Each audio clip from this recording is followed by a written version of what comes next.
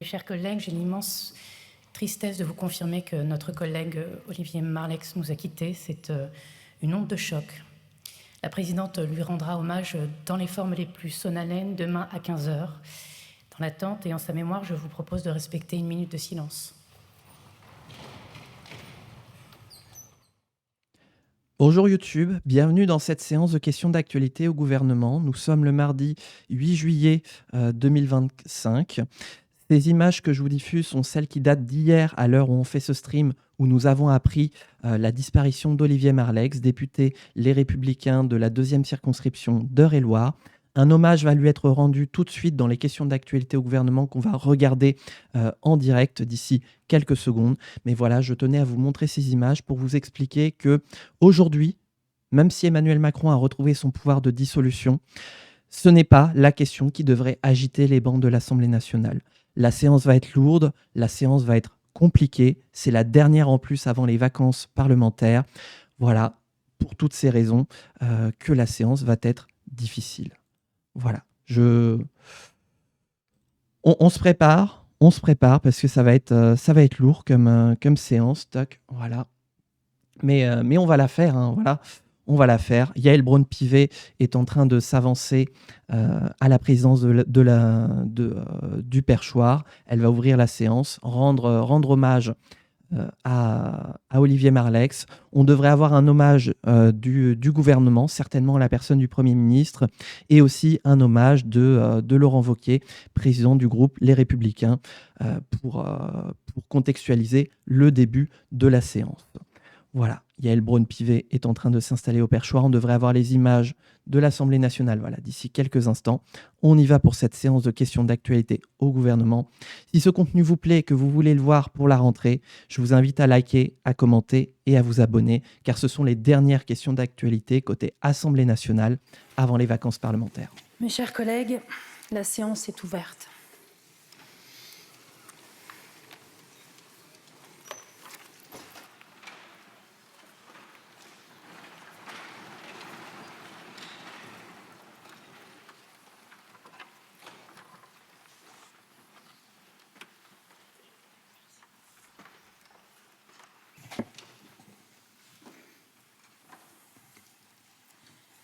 Monsieur le Premier ministre, Mesdames et Messieurs les membres du gouvernement, Mesdames et Messieurs les députés, mes chers collègues. Hier après-midi, notre Assemblée nationale s'est glacée de stupeur et de douleur lorsque nous avons appris la tragique disparition de notre collègue Olivier Marleix. Olivier Marleix était des nôtres. Il siégeait dans cet hémicycle depuis 2012. Il en était une figure familière, un collègue estimé, pour beaucoup, un ami. Je peux en témoigner comme nombre d'entre vous sur ces bancs. Olivier Marleix personnifiait le parlementaire, dans la plus noble acception du terme. Il était à la fois un technicien rigoureux et méticuleux, un orateur pugnace et précis, un défenseur de nos institutions et un fidèle serviteur de l'intérêt général. Chacun ici le savait. Chacun ici le respectait. La politique, Olivier Marleix l'avait dans le sang. C'est son père, Alain, ancien député du Cantal et secrétaire d'État entre 2007 et 2010, qui lui transmit, selon ses mots, le virus de l'intérêt général.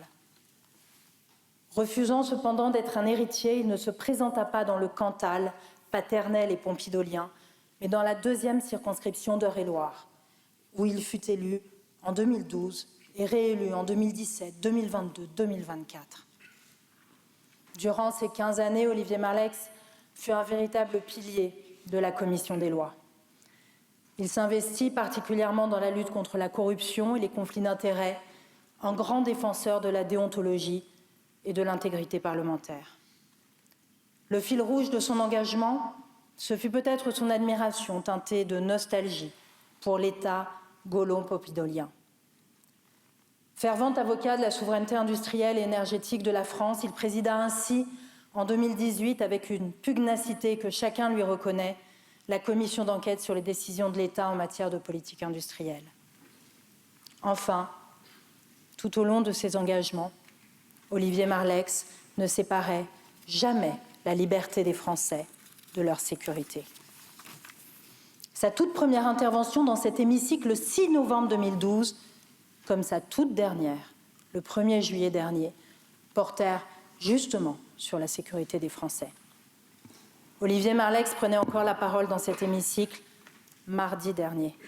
Et il était alors, comme nous l'avions toujours connu, précis, impliqué, respecté. Il devait siéger cet après-midi même sur les bancs de la commission pour défendre la proposition de loi dont il était le rapporteur. Derrière le député engagé et investi, il y avait également l'homme, unanimement apprécié. Les hommages d'hier en témoignent. Il venait de tous les bancs de cet hémicycle, démontrant ainsi qu'au-delà de nos différences politiques, souvent radicales, nous appartenons à une seule et même grande famille, la famille parlementaire. Nous sommes très nombreux ici à pouvoir attester de la force de caractère d'Olivier Marleix, de sa stature morale. Oui, il fut un opposant résolu, mais il fut toujours un opposant respectueux de nos institutions et des autres, exigeant et courtois, digne et élégant, mais aussi pince sans rire, et nous sommes beaucoup à avoir fait l'expérience de son humour tranchant, mais toujours pertinent. Je peux témoigner personnellement de ses qualités, pour avoir travaillé étroitement avec lui 7 années durant, au sein de la commission des lois, puis en conférence des présidents. Homme de droite, il incarnait avant tout une droiture républicaine, qui ne transigeait jamais avec ses convictions, mais qui plaçait toujours l'intérêt général et notre institution au-dessus de tout. Député de la Nation, Olivier Marleix était aussi un élu de terrain, conseiller général puis vice-président du conseil départemental d'Eure-et-Loir, maire d'Annette de 2008 à 2017. Il était enraciné dans son territoire. Il avait fait sienne cette idée de Georges Pompidou qu'il admirait. La République doit être celle des politiques au sens vrai du terme, ceux pour qui les problèmes humains l'emportent sur tous les autres, ceux qui ont de ces problèmes une connaissance concrète née du contact avec les hommes. Mes chers collègues, dans quelques mois, nous rendrons collectivement hommage dans cet hémicycle, en présence de sa famille, à Olivier Marleix, et je prononcerai à cette occasion son éloge funèbre. Aujourd'hui, en cette heure de deuil, nos pensées attristées se tournent vers sa famille et ses proches. Qu'ils sachent que la représentation nationale tout entière partage leur peine et se tient à leur côté. J'adresse aussi une pensée particulière à nos collègues députés de la droite républicaine qui perdent un ancien président de groupe dont la voix portait bien au-delà de ses rangs. Alors, mes chers collègues, en hommage à Olivier Marleix, je vous invite à observer une minute de silence. Voilà, Yaël Braun-Pivet qui rend hommage en des termes solennels et graves à Olivier Marleix, qui nous a donc quittés hier en mettant fin lui-même à ses jours.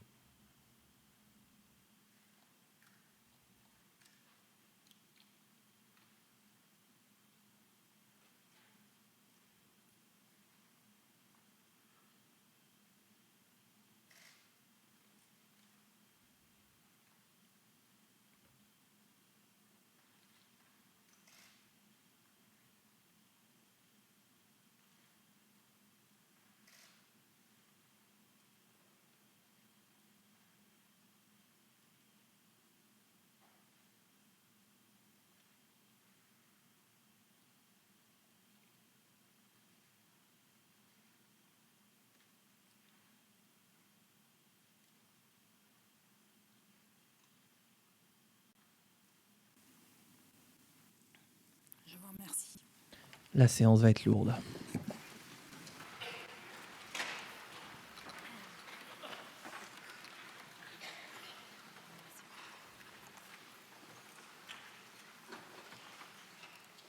Je voudrais donner à présent la parole à Monsieur Laurent Wauquiez, président du groupe Droite républicaine.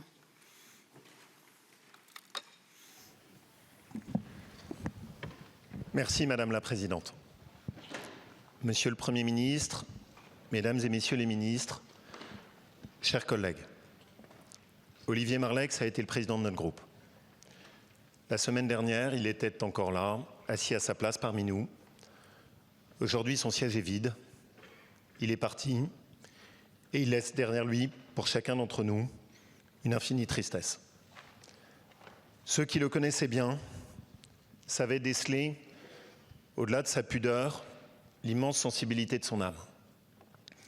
Son départ, la brutalité des circonstances, appellent tant de questions, des regrets aussi. Ces paroles que nous n'avons pas pu avoir, ces échanges que nous aurions aimé partager, tout ce qu'on n'a pas eu le temps de dire. Cette peine, rien ne pourra la combler. Elle laisse son lot pour chacun d'entre nous de souvenirs, de regrets, de souffrances. Mais notre devoir, c'est de garder autre chose d'Olivier Marleix.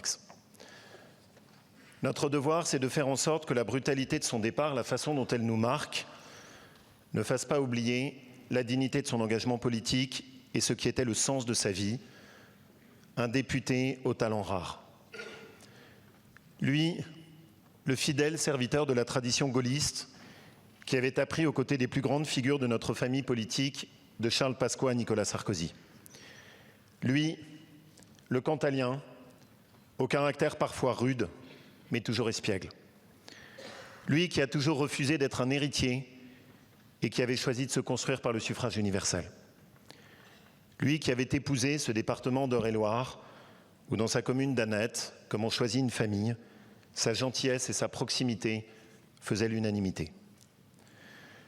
Olivier avait gardé de Georges Pompidou, qu'il admirait tant, cette conviction que la belle politique conjugue l'enracinement dans un territoire et le regard qui emporte au-delà de la colline. Oui, il aimait en politique les grands débats. Il aimait les idées qui élèvent. Il y avait en lui la force du travail et le panache des convictions qu'il défendait avec courage. D'abord pour nos institutions, dont il refusait de voir perdre l'esprit de la Ve République en y mettant toute son énergie à la commission des lois, où sa parole était écoutée et respectée. Ensuite, pour la souveraineté de la France, et il s'était tant battu contre la vente de nos fleurons industriels. Mais il avait aussi des combats plus intimes, comme la protection de l'enfance, et bien des associations ont rendu hier hommage à cette part plus personnelle de son engagement. Il refusait que la vie politique soit abîmée, qu'elle soit gangrénée par la médiocrité. Homme de lecture et d'écrit, il ne cessait de réfléchir, de questionner, de proposer pour tracer un chemin de reconstruction française. Je tiens à remercier, au nom de notre famille politique, les témoignages de tous bords qui se sont exprimés et qui ont rendu hommage à celui qui était respecté parce que, quelles que soient nos différences politiques, il menait chacun de ses combats avec droiture et panache. Dans cette épreuve, nos cœurs et nos pensées se tournent vers ses proches, sa famille, tous ceux et celles qu'il aimait et ses 2 filles. Mes chers collègues, la vie politique peut être dure. Derrière les apparences qui protègent, derrière les sourires qu'on affiche parfois comme des armures, derrière les silences qu'on ne comprend pas toujours, on sous-estime toujours la solitude des êtres. Mais Olivier, tu n'es pas seul. Tu n'es pas seul. Tu comptes ici des compagnons fidèles, des amis qui perpétueront ta mémoire, celle d'un homme droit qui a dédié sa vie à l'honneur et à l'amour de son pays. Voilà, Laurent Wauquiez qui rend hommage à Olivier Marleix en tant que président du groupe de la droite républicaine, groupe dans lequel Olivier Marleix faisait partie. C'est pour ça qu'il a pris la parole. L'Assemblée nationale entière qui applaudit la mémoire d'Olivier Marleix, une figure qui faisait consensus au sein de l'Assemblée.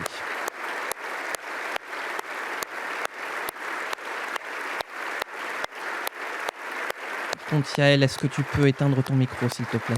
C'est très désagréable.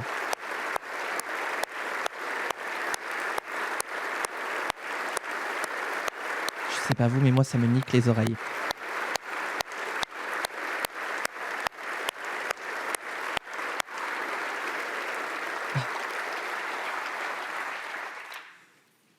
La bazar. parole est à Monsieur le Premier ministre. On continue les hommages.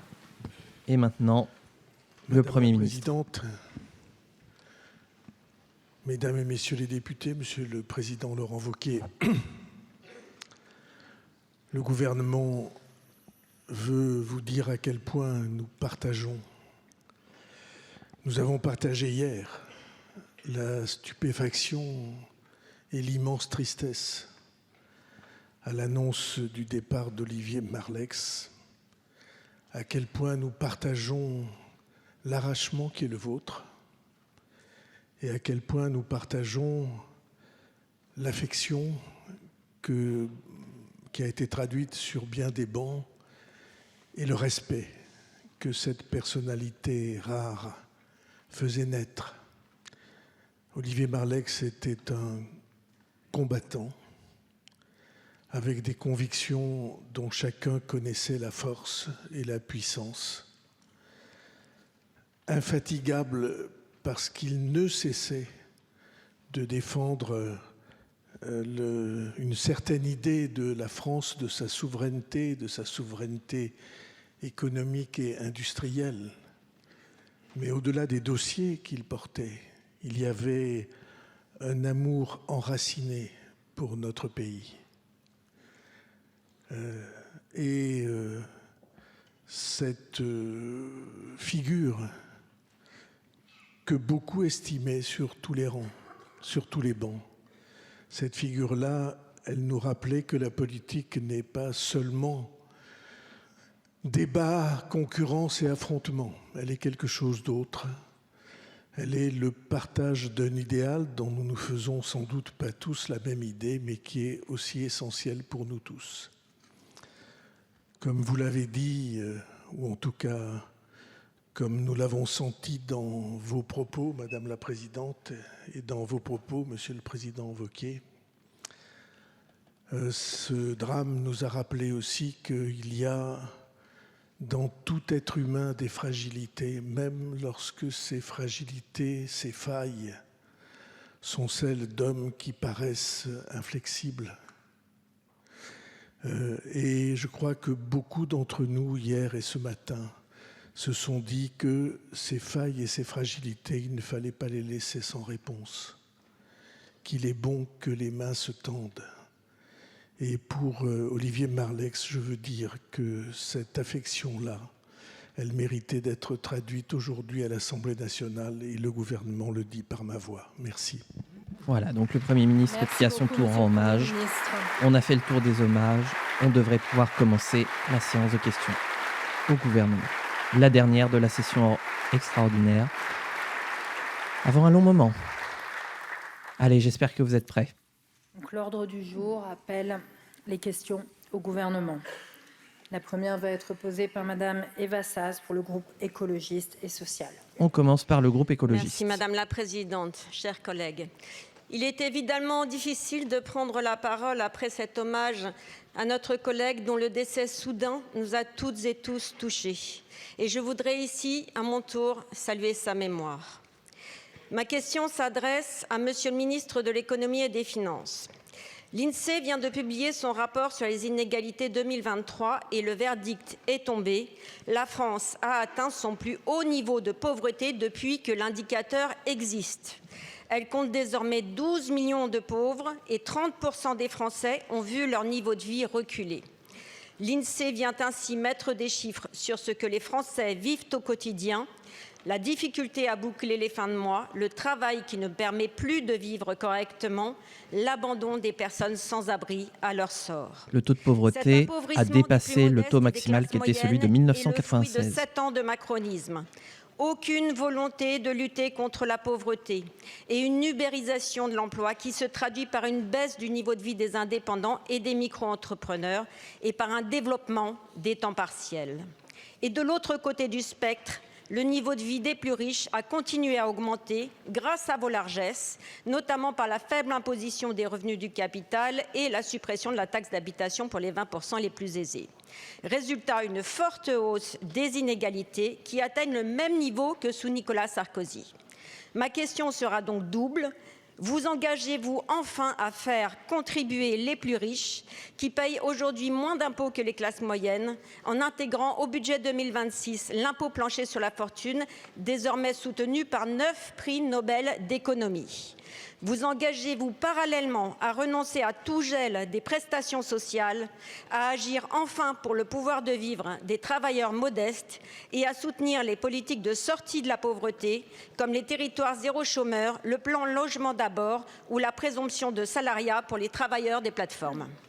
Et oui, ce rapport tombe mal pour François Bayrou, qui doit annoncer son budget 2026 dans les prochains jours et qui prévoit de réduire les dépenses. Tout comme il est difficile de poser Amélie de la Montchalin. question, il est dans ces circonstances difficile d'y répondre. Quelques éléments avant que le Premier ministre, évidemment, le 15 juillet prochain, présente les orientations de notre gouvernement sur ce défi qui est devant nous. Spoiler, ça va pas vous plaire. Plus que budgétaire. Vous le savez, la France est toujours le pays le plus redistributif de l'OCDE, puisque quand nous avons des écarts de revenus de 1 à 18 entre les moins aisés et les plus aisés, grâce à notre système fiscal et grâce à notre distribution monétaire et non monétaire, ces écarts sont ramenés de 1 à 3. Ce sont les travaux de Jean-Marc Germain et je pense qu'ils doivent être regardés pour ce qu'ils sont. Incontestablement, Madame la députée, et nous le savons tous, la République française, la 5e République, est depuis 1945, et donc c'était même la 4e République, ancrée dans un modèle social qui fait notre force. Mais ce modèle social, il était aujourd'hui fragilisé par la dette et par le déficit. Et donc nous croyons à deux choses. D'abord, nous croyons au travail. Il est très précieux de voir que quand nous faisons du RSA un outil de retour au travail, en 6 mois, 42% des personnes qui ont participé à l'expérimentation ont retrouvé un travail. Nous croyons aussi à l'entreprise. Et non, j'ai eu le débat dans cet hémicycle. Manuel Valls, c'est de retour. Nous ne pensons pas que faire partir les 1800 entrepreneurs qui ont réussi et qui créent des emplois dans notre pays résoudra quoi que ce soit. Le CAC 40 aujourd'hui, c'est 1,2 million d'emplois en France. Les 6000 plus belles ETI de France, ce sont 4 millions d'emplois. Et ce sont ces emplois que nous devons développer. Donc, qu'est-ce que je peux vous dire en conclusion? Oui, nous voulons un système social fort. Pour cela, nous voulons des entreprises fortes. Et nous voulons un système fiscal efficace. Ma main ne tremble pas face à la fraude et notre main ne tremblera pas non plus s'il faut prendre des dispositions législatives pour lutter plus efficacement contre la suroptimisation fiscale. Je vous remercie. Merci beaucoup. Bon, elle a répondu à mi-mot, mais n'empêche qu'elle a quand même rien dit sur la détresse et la pauvreté dans laquelle des dizaines de millions de personnes sont maintenant en France. Maintenant, Mélanie Thomas pour les socialistes. Merci Madame la Présidente. Au nom du groupe socialiste, nous adressons nos condoléances aux proches et à la famille du député Olivier Marleix. Monsieur le Premier ministre, 40 milliards d'euros d'économies programmées dans le prochain budget, alors qu'une maladie gangrène la France de l'intérieur, celle de la pauvreté. Nous le savons, vous le savez, ce sont toujours les plus modestes qui payent la facture. Ils sont, selon l'INSEE, près de 10 millions, un Français sur 6. Jamais le nombre de pauvres n'a été aussi élevé. Étudiants, chômeurs, mais aussi travailleurs pauvres, auto-entrepreneurs, agriculteurs, contractuels, salariés à temps partiel. Parmi les victimes de cette épidémie, les femmes, les mamans des familles monoparentales, une famille sur 3 sous le seuil de pauvreté. Les Restos du Cœur nous alertent concernant la situation des enfants. 10% de leurs bénéficiaires sont des bébés de 0 à 3 ans. Il ne s'agit pas seulement de chiffres, mais bien de vies. Cette précarité frappe singulièrement en milieu rural, où le non-recours aux aides est plus massif qu'ailleurs, où la pauvreté s'enracine et assigne à résidence. Ce qui me frappe, Monsieur le Premier ministre, c'est la dignité de ceux qui subissent cette fracture sociale face à l'inefficacité de vos politiques. Au quotidien, la vie de millions de Français est faite de renoncements.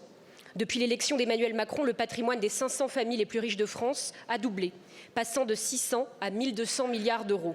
Les cadeaux aux riches se multiplient. Tout repose sur les classes laborieuses. Ces derniers jours, nous avons eu écho des mesures qui viendront alimenter vos annonces budgétaires. Nous ne pouvons pas croire un seul instant que vous allez remettre en cause les mesures de réduction fiscale pour les Françaises et les Français qui font preuve de générosité à travers des dons aux associations. Lors du débat budgétaire à venir, les députés socialistes seront mobilisés. Nous veillerons à protéger le pouvoir d'achat de celles et ceux qui n'ont que leur travail pour vivre. Monsieur le Premier ministre, jusqu'où ira votre complaisance envers les ultra-riches?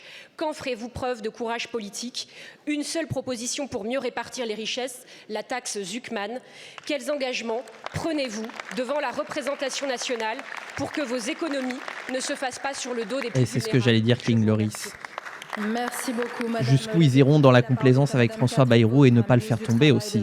On peut poser cette question-là. Quand est-ce que vous ferez tomber François Bayrou en votant la censure? Merci, Madame la Présidente, Mesdames et Messieurs les députés, Madame la députée Thomas. Madame la députée, vous avez rappelé le constat. Je rappelle aussi que le revenu médian en 2022 a également progressé. Je le dis parce que nous savons que ce taux de pauvreté, il est en fait mesuré à partir de ce revenu médian et pour celles et ceux qui sont à 60% en dessous de ce revenu médian. Je voudrais également dire que les chiffres sont ceux de l'année 23. Donc fantastique, il y a 10 millions de personnes qui ont leur niveau de vie qui stagne, voire qui baisse. Fantastique. Des dépenses qui ont été mises en place début 24, à savoir 4,6% des minima salariaux, des minima sociaux qui ont été mis en place en avril 2024. Après, la question qui se pose, c'est effectivement quelles réponses nous pouvons apporter. Je vais en citer plusieurs qui paraissent effectivement totalement importantes. La première, ma collègue l'a dit tout à l'heure, la France est le pays le plus redistributif. Nous concentrons 31,5% du PIB quand l'ensemble des pays européens consacre 26,6% du PIB. Ça, c'est le premier élément. Vendredi dernier, avec le Premier ministre, nous avons réuni l'ensemble des associations qui sont précisément engagées contre l'exclusion. Monsieur le Premier ministre a pris plusieurs engagements extrêmement forts. Le premier, il a dit à l'ensemble de ces associations qu'il n'était pas question de remettre en cause les déductions fiscales liées à l'ensemble de l'aide des associations d'utilité publique, ce qui avait été évoqué par le rapport de l'IGF. Le deuxième élément, c'est dès le budget 25, 10 millions supplémentaires d'aide alimentaire. Mais la réalité, Madame la députée, et vous le savez, c'est notre capacité à accompagner les familles monoparentales vers l'emploi avec des modes de garde. Avec 10 millions, je rappelle que les Restos du Cœur disaient qu'ils avaient besoin de 50 millions pour faire l'année 25. La pauvreté des enfants, c'est comme cela que durablement, en les ramenant vers le travail, nous apporterons des solutions concrètes. Merci beaucoup, Madame la Ministre. Avant de donner la parole au prochain orateur, je suis heureuse de souhaiter en votre nom la bienvenue à une délégation de l'Assemblée nationale du Vietnam. Ouais, c'est ça, 60% du revenu médian, ils disent. D'amitié Vietnam-France. Bonjour, bienvenue en France. Bonjour à vous.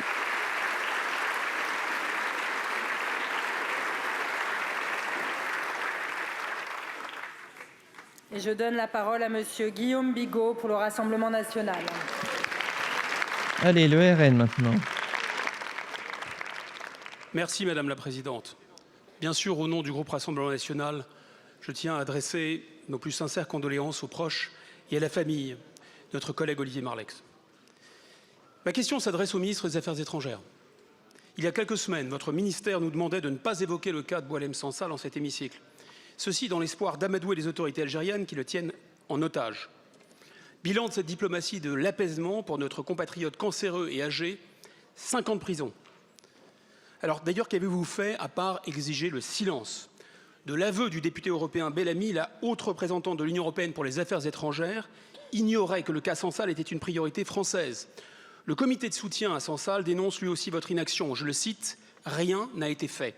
Rien n'a été fait non plus pour Christophe Glaise, journaliste français condamné à 7 ans pour un article sur un club de foot kabyle. Ici encore, le Quai d'Orsay a imposé le silence à sa famille depuis son arrestation en mai 2024. Une année d'omerta pour ne pas froisser Alger. Vous avez imposé le silence aux familles, aux élus de la nation. Résultat, 2 Français en prison, 2 humiliations et une triple faillite. Faillite nationale. Le monde entier voit que le passeport français n'offre plus aucune protection. Si Sansal et Glaise avaient été américains, ils seraient déjà libres. Une faillite parlementaire. Même les élus sont priés de se taire. Une faillite européenne. La France n'ose même pas nommer ses priorités à Bruxelles, ou ce qui est peut-être pire encore, Bruxelles les ignore. Alors nous le répétons depuis des années. Avec l'Algérie, la complaisance ne fonctionne pas. Il faut dénoncer les accords, suspendre les visas et ce qui reste de l'aide au développement. Monsieur le ministre, combien de Français doivent encore être emprisonnés pour que la France relève la tête? Pensez-vous d'ailleurs être qualifié pour diriger notre diplomatie alors que vous êtes manifestement incapable de protéger nos intérêts et nos compatriotes? Je vous remercie. Alors, comment est-ce que le gouvernement va se dépatouiller de cette situation? Monsieur Laurent Saint-Martin, ministre en charge du commerce extérieur et des Français de l'étranger.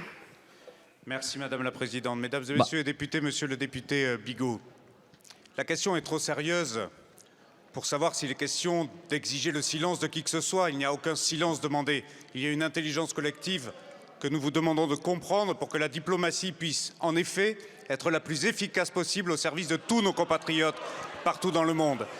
Et oui, Monsieur le député, ce n'est pas à coups de menton et à coups de déclamation que nous libérerons nos compatriotes, que ce soit ceux emprisonnés en Algérie comme ceux emprisonnés en Iran ou tous ceux évidemment que nous accompagnons et que nous défendons tous les jours avec les services diplomatiques pour exiger leur libération. Mais permettez-moi, à travers votre question, de rappeler effectivement le contexte, ce pourquoi effectivement nous sommes dans une situation gelée et de façon grave entre la France et l'Algérie, notamment depuis l'expulsion de 12 agents de notre ambassade qui ont eu lieu mi-avril et depuis la demande de départ immédiat pour nos agents en mission courte. Et aujourd'hui, c'est l'attitude des autorités algériennes qui nous empêche justement de respecter les échanges qui ont pu avoir lieu, notamment avec le chef de l'État au mois de mai. Mais je vous le répète, Monsieur le député, la diplomatie est au travail chaque jour. La diplomatie ne perd jamais de vue sa priorité, la protection de tous nos ressortissants. C'est le cas de Boualem Sansal, bien sûr. C'est le cas de Christophe Glaise. Merci de l'avoir également mentionné. Et permettez-moi, à travers votre question, d'avoir chaque jour une pensée pour nos compatriotes emprisonnés en Iran, et notamment Cécile Collère et Jacques Paris, qui eux le sont depuis maintenant plus de 3 ans. Nous ne les oublions pas et nous faisons tout pour exiger à tous leur libération immédiate. Merci beaucoup, Monsieur le ministre. Monsieur le député, oui, allez-y. Monsieur le ministre, merci de votre aveu. La politique de l'apaisement que vous avez préconisée a abouti à l'expulsion des diplomates. Et donc cette politique de l'apaisement, de petite compromission en grand relâchement, a abouti à une politique de l'aplatissement. Je vais citer ici Jean-Pierre Chevènement. Non, t'as pas le temps de Ça citer. démissionne ou ça ferme. Merci, voilà. Monsieur le député. Justement, ferme la tienne. Allez, La parole ça dégage. est à présent Monsieur Charles Hüssenstuhl pour le groupe Ensemble pour la République. Et un député, ça respecte son temps de parole ou ça se barre. Merci Madame la Présidente. Je tiens tout d'abord à dire l'émotion du groupe Allez, Ensemble les pour la macronistes. République suite à la mort tragique d'Olivier Marleix. Nous présentons nos condoléances à nos partenaires des Républicains ainsi qu'à ses proches et à sa famille. Madame la ministre des Comptes publics, la semaine dernière, la Cour des comptes tirait une fois la sonnette d'alarme sur la situation financière de la France. 114% de dette au premier trimestre, l'endettement repart à la hausse. Il existe désormais un risque d'emballement de notre dette publique. La France ne peut plus faire l'autruche. Il faudra prendre des décisions fortes à la rentrée pour le budget 2026. Le gouvernement évoque 40 milliards d'euros d'efforts. Cette cible doit être impérativement tenue, mais pas n'importe comment. Le ras-le-bol fiscal reste un sentiment puissant dans le pays, ne le sous-estimez pas. La classe moyenne nous le dit, pas de hausse d'impôts, elle en a assez de payer. Les entreprises aussi ne veulent plus être des vaches à lait. Madame la ministre, laissez les entreprises tranquilles. C'est pour cette raison qu'il faudra prioritairement et impérativement réduire la dépense publique. Cela demandera du courage. L'année dernière, le gouvernement de Gabriel Attal et son ministre Bruno Le Maire avaient déjà pris des mesures de plus de 30 milliards d'euros pour limiter le déficit, des mesures sans précédent hors période de crise, ainsi que l'a reconnu une commission d'enquête. La dissolution, hélas, a ensuite tout stoppé. Cet automne, l'automne prochain, le gouvernement nous trouvera à ses côtés s'il veut réduire la dépense et lancer de nouvelles réformes. Les contrôles renforcés des arrêts de travail et des transports sanitaires vont dans la bonne direction. De même, avec la proposition de loi de notre collègue Stéphanie Rist, nous demandons une nouvelle réforme de l'assurance chômage. Allez, encore une. Bien sûr. Tout est de la photo chômeur. Oui. Allez-vous vraiment réduire la dépense publique? Protégerez-vous la classe moyenne et les entreprises des hausses d'impôts? Engagez-vous de nouvelles réformes courageuses pour notre pays. Je vous remercie. Voilà, on a la feuille de route pour le budget 2026. La parole est à Madame Amélie de Montchalin. Taper sur les chômeurs et les précaires Merci, Madame la Présidente. pour ne pas imposer les plus riches. Vous l'avez dit, c'est le moment du courage et c'est peut-être même le dernier moment d'avoir du courage. C'est surtout le moment de redonner confiance aux Français aux entrepreneurs, aux salariés, aux Ah oui, familles, aux entrepreneurs. parce Ouais. que la situation dans laquelle nous sommes est celle, au fond, Vous avez confiance, vous? permanent. Dites-le dans les Quand on commentaires. écoute nos débats, on a l'impression qu'il n'y a qu'une issue. Soit la censure, soit les impôts. Et si le Premier ministre pourquoi pas les deux annonce ses arbitrages, Pardon. il rappellera d'abord qu'un budget, ce n'est pas un tableau de chiffres, c'est un tableau de choix. Et ces choix sont porteurs de convictions. La première conviction, c'est que oui, c'est par le travail et par la production et par le travail qui paye que nous pouvons redresser le pays et redresser nos comptes. La deuxième conviction, c'est que ce n'est pas par l'impôt généralisé, par l'impôt indifférencié que nous pouvons nous en sortir. La troisième conviction, c'est que dans un pays où nous avons 57% de notre PIB en dépenses publiques, il n'y a pas à rougir, nous pouvons faire des économies. Et surtout, si je peux parler personnellement, il me semble qu'il y a une conviction dans ces bancs que nous pouvons unanimement partager. C'est que nous devons rendre les 2 années qui viennent, avant le choix démocratique majeur qui sera celui de la présidentielle, 2 années utiles. Utiles pour nos entreprises et pour la réindustrialisation. Utiles pour nos enfants et leur éducation. Utiles pour la santé et pour faire face au vieillissement. Utile pour la recherche et pour l'innovation, utile pour la transition énergétique, pour produire de l'énergie décarbonée qui soit et renouvelable et nucléaire, utile pour un État fort avec des armées, une police, une justice qui répondent aux exigences des Français. Bref, nous voulons avoir le courage d'agir, nous voulons servir les Français, nous voulons sortir de ce piège qui serait soit la censure, soit les impôts. Et je pense que ce gouvernement uni et mobilisé fera face avec courage à ses responsabilités. Je vous remercie. Unis et mobilisés pour avoir et la censure et les impôts. La parole est à présent monsieur Nicolas Moi, j'y crois. Sansu pour le groupe GDR. Merci. Je dois me retrouver un critérium. Ah bah, Les députés du bonne groupe recherche. GDR s'associent Ah, bien les entendu communistes. à l'hommage à Olivier Marleix, que j'ai connu lors de mes classes du service militaire il y a plus de 30 ans, et adressent toutes leurs condoléances à ses proches, ses amis, ses compagnons de combat. Monsieur le ministre de l'économie et des finances, 9,8 millions d'un côté, 98,2 milliards de l'autre. Ce ne sont pas 2 nombres déclamés au hasard, car alors que notre pays compte 9,8 millions de personnes vivant sous le seuil de pauvreté, les dividendes versés aux actionnaires des 40 plus grandes entreprises cotées en bourse ont atteint un record avec 98,2 milliards d'euros en 2024. Nous sommes un pays riche qui voit ses classes populaires et moyennes s'appauvrir. Et quelle est votre solution ? Une année blanche budgétaire, une année sans augmentation des dépenses. L'année blanche fait abstraction de la hausse naturelle des dépenses et de l'inflation. Cela veut dire moins de professeurs, moins de moyens pour la santé, pour l'éducation, pour nos collectivités. Et qui seront les seuls épargnés par cette cure d'austérité ? Les marchands d'armes et nos créanciers. Voilà vos services publics essentiels. Pour répondre à la promesse républicaine d'égalité, le prochain budget devra s'attacher à rendre du pouvoir d'achat aux ménages, à favoriser l'investissement productif et la décarbonation, à redonner du souffle à nos services publics en hexagone comme en outre-mer. Des solutions existent. Elles permettent de juguler le déficit sans toucher aux services publics. Quelle part des 211 milliards d'euros d'aide aux entreprises peut être supprimée ou réorientée pour favoriser nos PME, nos artisans, nos commerçants et non les multinationales ? Allez-vous enfin taxer les ultra-riches pour remettre de la justice fiscale ? Quelles niches fiscales seront revisitées ? Pacte Dutreil, crédit impôt recherche, régime mère-fille, autant de dispositifs qui ont permis aux très grandes entreprises d'éviter l'impôt. Monsieur le ministre, la République agonise de ces inégalités qui s'accroissent, de ces services publics qui s'éloignent, de cette mainmise de l'argent qui corrompt toutes les sphères de la société. Prenez la mesure du cri du peuple.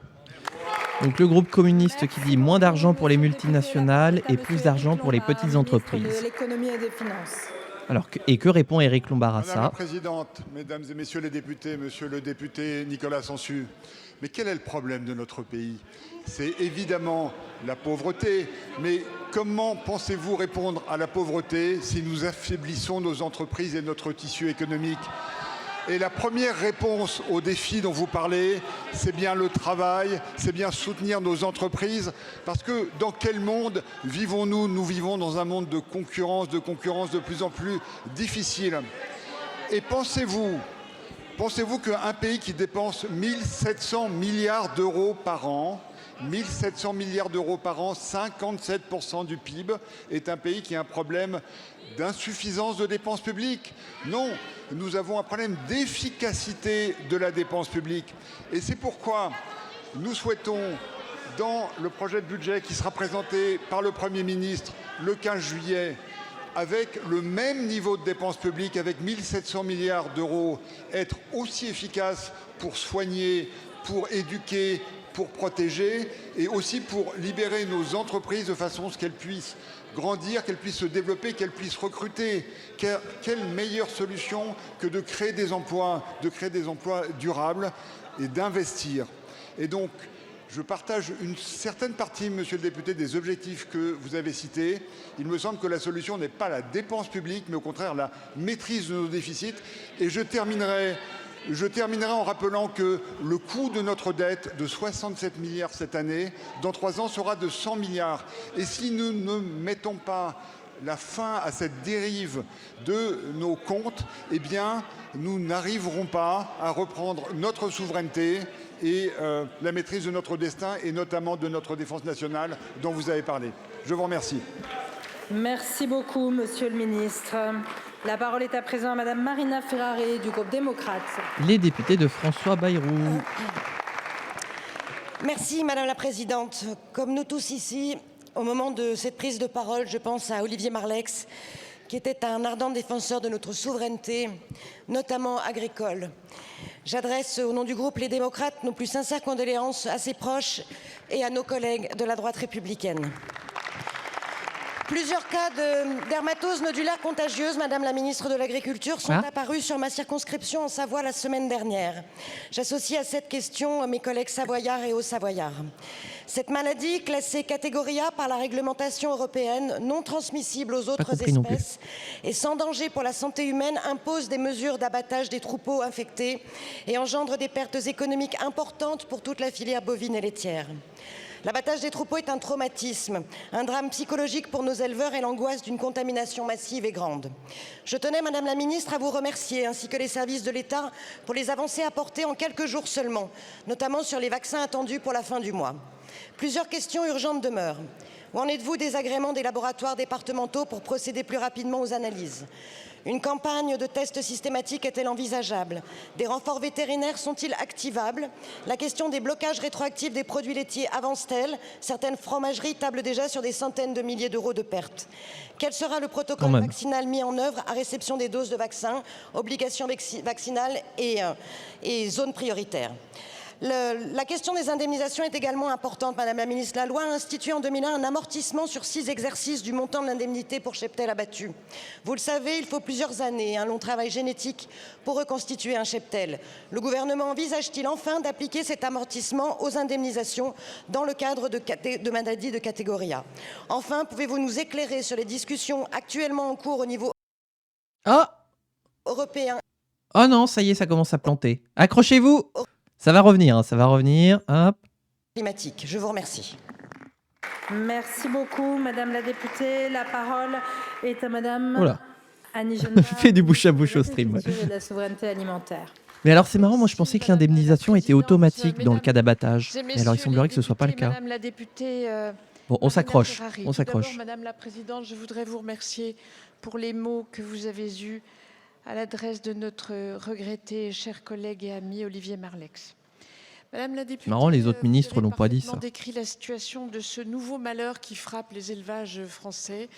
Il nous vient de l'Italie avec la dermatose nodulaire bovine contagieuse, maladie si grave qu'elle exige d'être classée en A.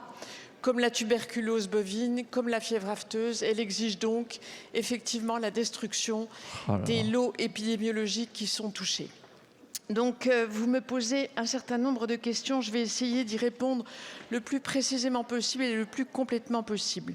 Sur l'homologation des laboratoires, il y a des laboratoires homologués. Ils garantissent véritablement, juridiquement, les résultats qui sont donnés. Donc, on regarde votre demande pour homologuer des laboratoires de proximité. Mais en tout cas, les laboratoires qui sont homologués, on leur a demandé de délivrer les résultats en 48 heures.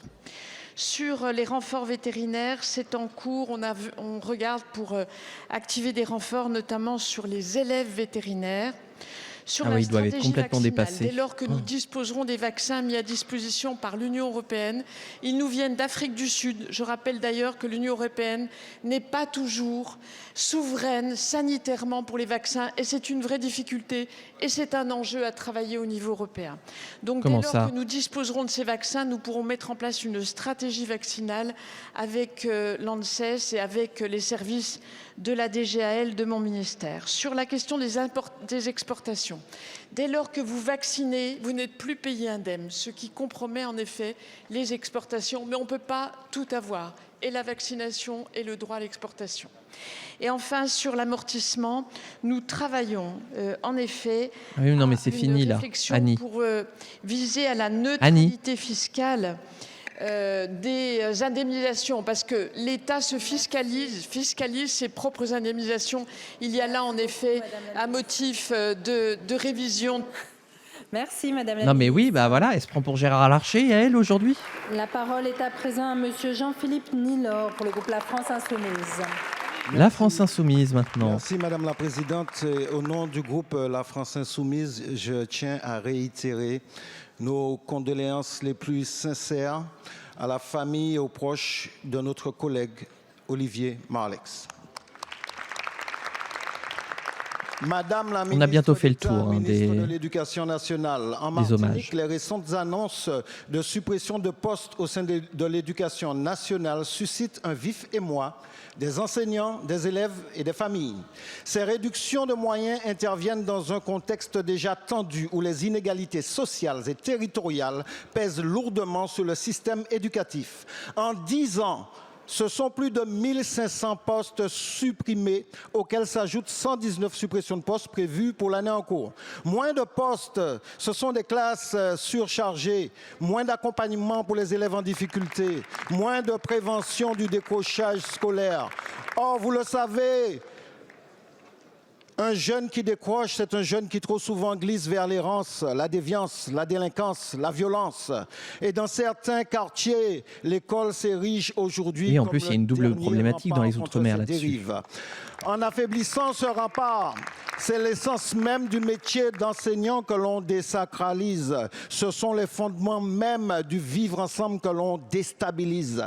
Comment peut-on pérorer sur la lutte contre l'insécurité si dans les faits, on sacrifie en toute conscience, devrais-je dire en toute inconscience, les moyens de l'éducation publique, première arme contre l'exclusion. Lorsque les écoles se vident, ce sont à terme les prisons, les unités de soins psychiatriques et les cimetières qui se remplissent. Madame la ministre d'État, dans de telles conditions, comment pouvez-vous décemment justifier des choix budgétaires mortifères au seul prétexte du déclin démographique ? Quand abandonnerez-vous enfin votre logique de quota, doctrine purement comptable qui s'exerce au détriment de l'être humain? Merci, et quelles Monsieur le mesures député. concrètes entendez-vous prendre Merci, pour Monsieur arrêter le cette député. hémorragie? La parole Et est vous à voulez une Elisabeth citation? Borne, Quand on ouvre une ministre école, de on ferme une l'Éducation prison. nationale et de C'est beau, l'enseignement c'est du supérieur. Victor Hugo. Ah, on t'entend pas, Babette. Ah, si. Monsieur le député Jean-Philippe Nilor. Alors vous le savez, monsieur le député, nous faisons face à une baisse démographique qui concerne l'ensemble du territoire. Et pour la prochaine rentrée, ce sont 100 000 élèves de moins, dont 80 000 dans le premier degré. Néanmoins, vous semblez l'avoir oublié. Nous avons fait le choix, dans le budget pour 2025, que vous auriez peut-être pu soutenir, monsieur le député, de maintenir les 4 000 postes qui étaient initialement, dont la suppression était initialement En supprimant les moyens. et ce maintien des postes nous permet de renforcer et de poursuivre nos priorités, qu'il s'agisse de réduire les inégalités sociales et territoriales, de renforcer les brigades de remplacement ou encore de faire progresser l'école inclusive. Alors plus précisément en Martinique, cette baisse démographique est également une réalité. Dans le premier degré, ce sont 430 élèves de moins qui sont attendus à la prochaine rentrée. Dans le second degré, ce sont plus de 500 élèves de moins qui sont attendus. Mais là encore, nous allons continuer de nous améliorer. Malgré la suppression de 21 emplois d'enseignants dans le premier degré, 49 dans le second degré, tous les indicateurs continuent de progresser. Le nombre de postes pour 100 élèves sera de 8,75 en Martinique contre 6 au niveau national. Et je vous précise, monsieur le député, que la carte scolaire a fait l'objet d'une concertation approfondie avec tous ceux qui l'ont souhaité, monsieur le député. La rectrice a réuni l'ensemble des élus, elle a vu chaque maire et je note, monsieur le député, que vous n'avez pas souhaité répondre à l'invitation de la rectrice. Donc pour la prochaine rentrée, également l'accompagnement des élèves en situation de handicap sera amélioré avec le déploiement des pôles d'appui à la scolarité. Donc loin des caricatures, monsieur le député, nous faisons tout pour améliorer le quotidien de nos élèves et faire avancer l'école de la République. Merci. En même temps, qui a envie de venir à une réunion dont le sujet c'est « on va choisir quelle classe on ferme ». La parole est à présent à monsieur Théo Bernat pour le Rassemblement national. Allez, le retour du RN. Merci Madame la Présidente. Ma question s'adresse au monsieur le ministre de l'Économie. Samedi dernier, plusieurs milliers de personnes ont manifesté dans les rues de Merzwiller, dans ma circonscription, contre la fermeture de l'usine tricentenaire de Dietrich, qui produit des pompes à chaleur. Une marche blanche, symbole de détresse, mais aussi de colère face à une décision qui menace 320 emplois et risque d'en emporter des centaines d'autres chez les sous-traitants locaux. J'étais aux côtés des salariés, de leurs familles, et je tiens ici à saluer leur dignité et leur détermination. Que dire, monsieur le ministre, de cette fermeture? Que dire, si ce n'est là une nouvelle preuve de l'incompétence éternelle du macronisme? En 2023, le président Macron promettait en grande pompe de produire 1 million de pompes à chaleur d'ici 2027, une promesse fumeuse. Aujourd'hui, la France peine à produire 170 000 unités, submergées par des importations massives venues d'Asie. Où sont les commandes publiques pour équiper écoles, universités et hôpitaux en pompes à chaleur réversibles, alors même que notre pays suffoque désormais chaque été sous les vagues de chaleur? Cette fermeture est en réalité un aveu terrible d'incompétence, le symbole même de l'échec du président Macron en matière de réindustrialisation. Les ouvriers alsaciens payent aujourd'hui le prix des désillusions et des discours sans lendemain du président de la République. Et que dire de la France insoumise, dont les militants ont samedi dernier été expulsés de la marche blanche par les salariés et les syndicats suite à leur pathétique tentative d'agitation politique stérile, démontrant une fois de plus qu'ils n'agissent jamais dans l'intérêt des Français. Seul le Rassemblement national soutient une véritable politique de réindustrialisation. Seul le Rassemblement national propose des solutions concrètes, comme le fait de reconvertir ce site en une usine d'armement au service de notre défense nationale, comme je le propose depuis des mois. Alors, monsieur le ministre, allez-vous enfin écouter les propositions de Marine Le Pen pour lutter contre la désindustrialisation de notre pays, qui seront d'ailleurs rappelées par notre collègue Alexandre Loubet dans son rapport à venir? Monsieur le ministre, allez-vous sauver le site de Dietrich ou allez-vous continuer à laisser mourir notre industrie et nos territoires? Je vous remercie. La parole est à monsieur Éric Lombard, ministre de l'Économie et des Finances. Qu'est-ce qu'il en dit? Madame la Présidente, Mesdames et Messieurs les députés, Monsieur le député... Il va nous faire comme avec le Doliprane, il va rien dire. Que dire en effet? Eh bien d'abord dire que effectivement les pompes à chaleur sont un élément de la solution pour la transformation écologique que je sais que vous soutenez avec beaucoup de vigueur et pour laquelle le gouvernement a lancé une campagne de communication. Est-ce que c'était du second degré? On aurait dit du premier degré. L'installation de pompes à chaleur, la TVA sur les chaudières à gaz a été augmentée et puis ma prime Rénov qui continue à fonctionner cet été pour les copropriétés, pour les monogestes, permettra aux ménages qui le souhaitent de s'équiper en pompe à chaleur. Enfin, nous souhaitons évidemment continuer à soutenir l'installation de pompes à chaleur et de toutes les façons qui permettent d'assurer le chauffage ou la climatisation dans des bonnes conditions écologiques. Mais il y a un point, peut-être le seul sur lequel je vous rejoins, c'est que c'est vrai que nos industries, et notamment cette entreprise de Dietrich dans votre circonscription, font l'objet d'une concurrence extrêmement sévère, notamment des pays asiatiques. Raison pour laquelle nous agissons avec la plus extrême vigueur, parce que la solution, monsieur le député... Ah bah ça, je crois qu'on peut toujours attendre. Bienvenue, Limon, sur ce stream. J'espère que tu vas bien. Nous travaillons, je savais que ça vous ferait plaisir, nous travaillons avec nos collègues européens afin de veiller à mettre en place les protections de façon à ce que nos industries, dans cet environnement extrêmement difficile, puissent continuer à se développer, à prospérer, à se protéger. Et ça fait partie des sujets sur l'acier, sur la chimie, sur l'automobile, sur l'industrie, qui seront évoqués, sur lesquels l'Union européenne va faire mouvement dans les mois qui viennent. Et je peux vous assurer qu'avec le ministre Marc Ferracci, nous sommes très engagés, nous allons avancer pour protéger, pour sauver notre industrie. Je vous remercie. Je savais que ça vous plairait. L'aveu d'Éric Lombard pour dire que le gouvernement est véritablement, plus que jamais, dans les mains du Rassemblement national pour ne pas tomber. Si vous en doutiez encore. Allez, maintenant les indépendants. Au nom du groupe Lyot, nous adressons nos sincères condoléances à la famille et proches de notre collègue Olivier Marleix. On a bientôt fait le tour. Ainsi qu'à toute sa famille politique. Monsieur le ministre des Armées, cela fait plusieurs mois que des familles de Tahiti attendent une réponse claire et juste de votre ministère. Leur seul tort, posséder un terrain situé à proximité du dépôt de munitions de Papeari frappé d'inconstructibilité. Ces familles ne peuvent plus rien faire de leur terre, qui pour beaucoup représente leur seul patrimoine, leur seul bien foncier transmis depuis des générations dans une collectivité où la terre est rare, précieuse et profondément liée à l'identité familiale et culturelle. Monsieur le ministre, vous êtes venu en Polynésie et vous connaissez nos contraintes naturelles et géographiques. Un premier refus d'autorisation de construire a été émis par l'armée.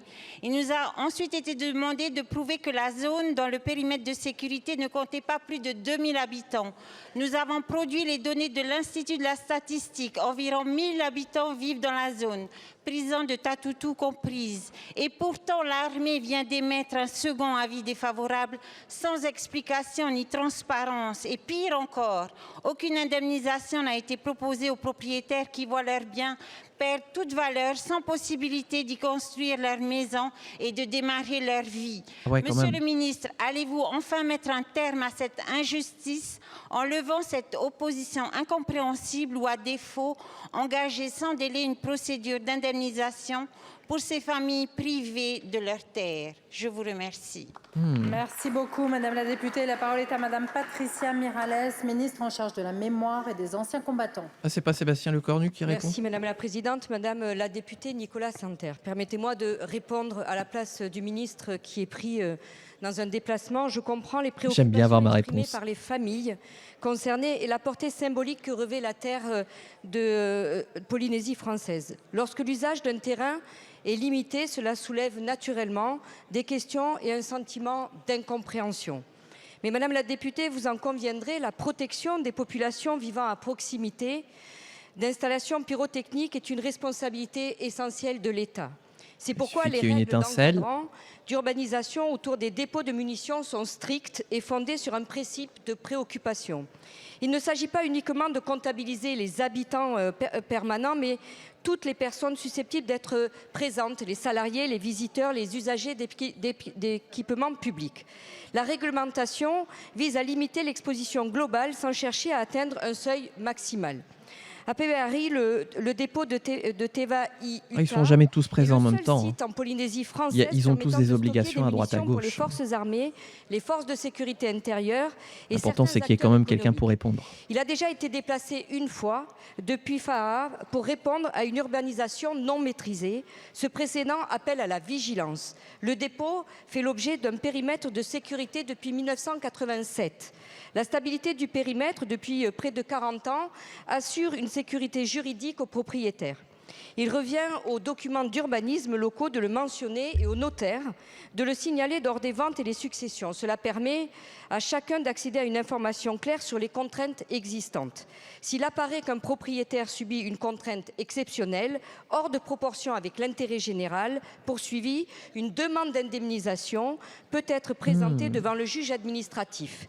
Le ministère des Armées reste pleinement ouvert à l'échange. C'est pourquoi, Madame la députée, je m'engage à ce que le ministère des Armées propose de vous recevoir afin d'examiner avec vous les situations individuelles que vous avez portées à notre connaissance. Merci beaucoup, Madame la ministre. Ah ben c'est fini, ouais. Merci, Madame la ministre. Madame la députée. Oui, merci madame, mais ce n'est pas moi qu'il faut recevoir, ce sont les propriétaires de cette zone à qui il faut expliquer comment avoir une indemnisation, parce que jusqu'à aujourd'hui, c'était non pour la construction et non pour l'indemnisation. Ah ouais. Alors, préparer une procédure claire pour ces familles polynésiennes qui ont l'impression d'avoir été volées. Je vous remercie. D'autant plus que si c'est des démarches juridiques. Agnès Poussier-Winbach pour le groupe Horizon et Indépendants. Allez, Horizon, les députés d'Édouard Philippe. Merci Madame la Présidente, Monsieur le Ministre d'État, chers collègues. Le groupe Horizon et Indépendants s'associe aux hommages rendus je crois qu'on a fait le de tour. notre collègue Olivier Marleix et nous présentons nos plus sincères condoléances à ses proches, à sa famille et à l'ensemble de ses compagnons de la droite républicaine. Monsieur le Ministre, Alors que bon nombre de nos jeunes viennent de décrocher une formation, un diplôme et souhaitent se projeter désormais dans l'avenir, je souhaite évoquer aujourd'hui un autre examen, souvent essentiel pour accéder à l'autonomie et à la mobilité, le permis de conduire. Dans de très nombreux territoires, Qui a son permis candidats et auto-écoles sont confrontés à une même difficulté, l'allongement considérable des délais nécessaires pour passer l'épreuve pratique. Dans mon département, Seine-Maritime, ou en Ille-et-Vilaine, chez mon collègue Thierry Benoît, que je sais très engagé sur le sujet, le délai moyen est de 6 à 8 mois pour une première présentation. Ouais, et c'est ce que s'allonge j'avais eu. considérablement pour les candidats recalés, ce qui est un comble. Ouais, c'est ce que j'avais eu Cette aussi. situation s'explique notamment par l'afflux de jeunes candidats, désormais autorisés à passer le permis dès 17 ans, qui a fortement contribué à saturer un système déjà fragilisé par le manque structurel d'inspecteurs. Pour l'instant, je m'inscris en plein dans la question. Ce sont plus de 620 000 demandes de places d'examen qui n'ont pu être satisfaites. Les difficultés actuelles pénalisent directement les candidats, en particulier les jeunes et les personnes en insertion, pour qui le permis de conduire est souvent indispensable à l'accès à l'emploi ou à une formation. Elles renforcent les inégalités sur les territoires, font grimper les coûts et rendent le permis encore moins accessible. Enfin, elles mettent en grande difficulté nos auto-écoles qui peinent à organiser leur activité, à accompagner sereinement leurs élèves tant ils font face à l'incompréhension des candidats et de leurs parents. Monsieur le ministre, le gouvernement a annoncé le recrutement de 100 inspecteurs supplémentaires d'ici la fin de l'année 2025. 100, ça fait un par département. La sécurité est en poste. Hélas, nous ne voyons pas d'amélioration. Pouvez-vous nous préciser l'état d'avancement concret de ces recrutements sur le terrain et quelles solutions structurelles envisagez-vous pour réduire durablement ces coûts? Je vous remercie. Merci Madame la députée. Faudrait La 4 à parole est 5 fois plus. Hein. Bruno Retailleau, ministre de l'Intérieur. Au moins temporairement, quoi. Madame la Présidente. Et encore. Madame les ministres, si vous voulez bien, je répondrai à votre question. Si vous me le permettez, Madame la Présidente, je voudrais m'associer à l'hommage que vous avez rendu vous-même, Laurent Wauquiez tout à l'heure, et puis le Premier ministre, pour Olivier Marleix.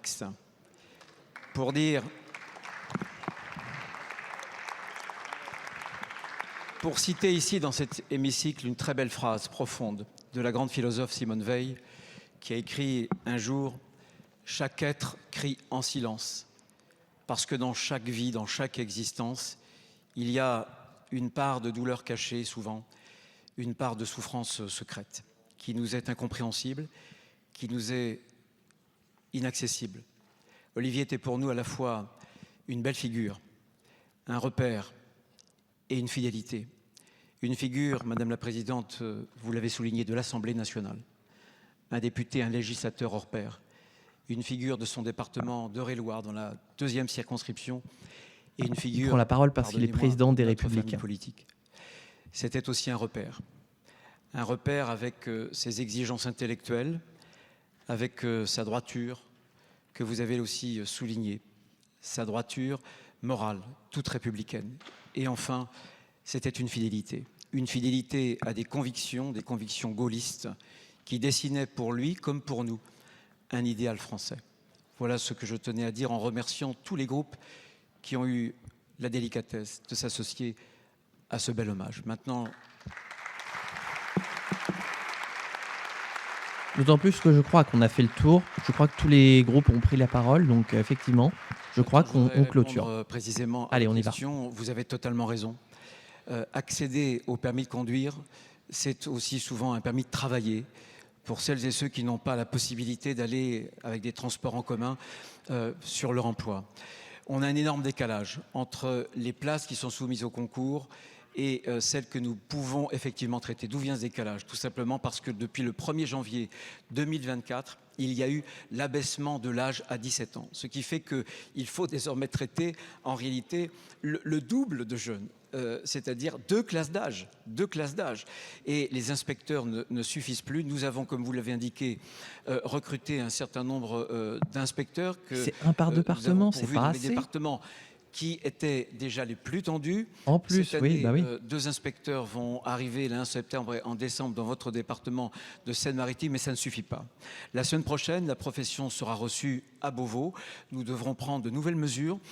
Nous envisageons une mesure qui permettrait, je pense, de desserrer cette contrainte en recrutant temporairement des inspecteurs retraités. Merci.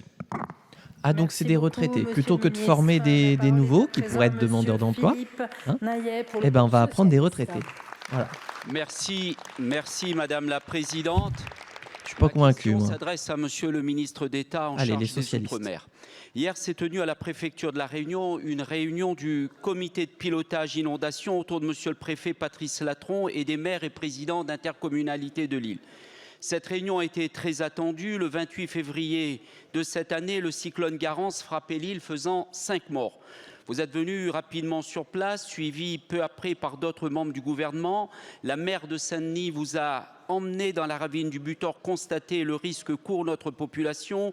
Vous avez pu observer le formidable travail des équipes de terrain qui ont en quelques jours rétabli les services publics et réparé les principaux dégâts. Les dégâts de Garance, pourtant, se feront sentir pendant des années encore. Ce cyclone nous a rappelé les risques auxquels nos populations sont exposées aujourd'hui. En 1980, Hyacinthe faisait 25 morts. En 2024, le cyclone Bellal, suivi quelques jours plus tard de la tempête Candice, faisait 8 morts. En 2025, Garance aurait pu tuer encore plus si le cyclone avait frappé la nuit. Les ravines bouchées par des arbres et des rochers déplacés depuis les hauts ont rapidement débordé et inondé les zones habitées. Il est donc urgent de protéger nos populations. Nous sommes le 8 juillet, cela fait 4 mois que le cyclone est passé. En novembre, dans 4 mois, nous serons à nouveau dans une saison cyclonique et les Réunionnais courront à nouveau un risque majeur. Les pouvoirs publics doivent donc se mobiliser urgemment pour protéger nos populations.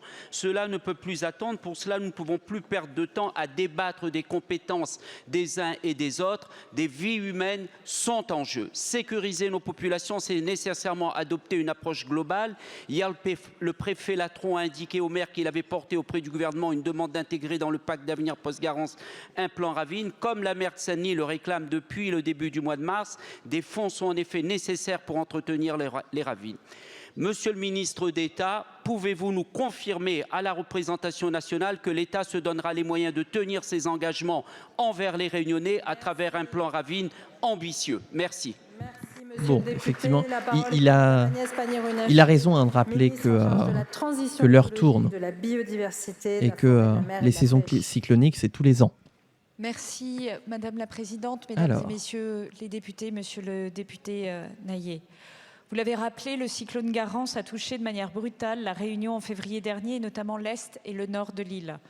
Le gouvernement s'est fortement mobilisé auprès des élus du territoire afin de répondre immédiatement à l'urgence de la crise, mais aussi fixer ensemble des objectifs, des étapes et des moyens des reconstructions.